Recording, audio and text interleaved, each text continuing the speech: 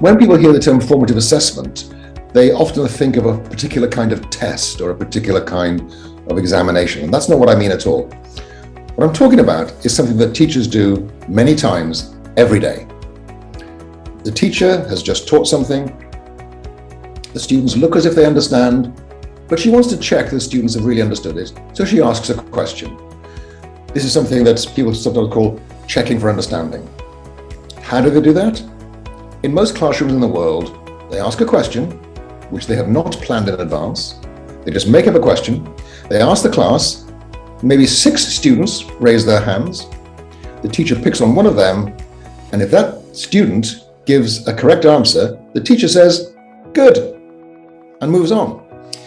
In other words, the teacher is making a decision about the learning needs of 35 or 40 students based on the answers she's getting from one confident, articulate student. So the idea is that teachers will make better decisions in the classroom if they have better evidence about what's going on inside the students' heads. Not a formal test, just a quick check on understanding. Why is it so hard? Because our students do not necessarily learn what we teach. Put those two things together. Good teaching starts where the students are, but students do not necessarily learn what we want to teach them, and that gives you the need for formative assessment. Assessment is simply the bridge between teaching and learning. Now that's the intuitive case. That's the kind of a case you might make to say, this is probably worth looking at. The other one we could do is improving curriculum, because bad textbooks cost the same as good textbooks. So those two things, improving teachers' responsiveness to their students' needs and improving the curriculum, are the two most highly effective ways we can improve education right now. In 10 years' time, I might have a different story. I find this conversation very difficult to have around the world because I don't understand what people mean by competency. Because to me, knowledge is everything that you know how to do. So if I say, I might ask somebody, do you know how to ride a bicycle? So if you could ride a bicycle, it's a form of knowledge. You might call it a competency or a skill, but the important point is these conversations are generally very confusing because people do not agree about what these things are. So for me, knowledge is everything that people don't need to relearn how to do. If you can recognize your children's faces, it's knowledge. And so I don't find the distinctions that people make very helpful. There's too much in our curriculum. The fastest learning student in a class of 10-year-olds learns about 4 times the speed of the slowest learning student.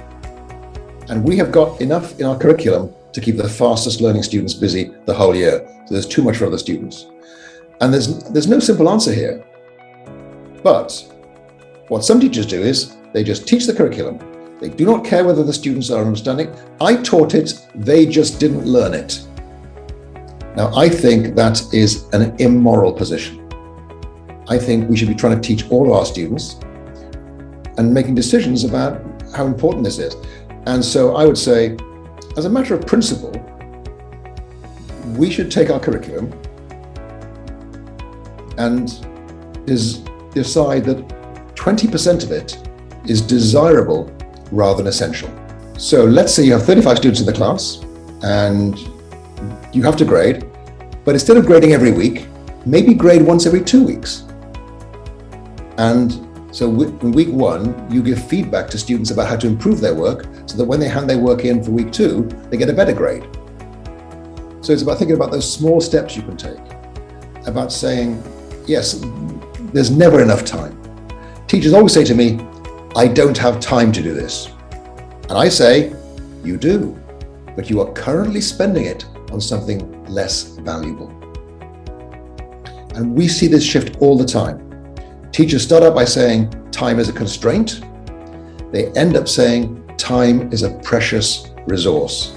Absolutely. So my favorite story here, Stephen Covey, the management guru, used to talk about a man trying to cut through a big log of wood with a blunt saw. And somebody says to him, why don't you stop and sharpen the saw? And the man says, I haven't got time. And that's what our teachers are like. They are so busy doing what they're doing, they do not have time to get better. We need to give teachers time to sharpen the saw.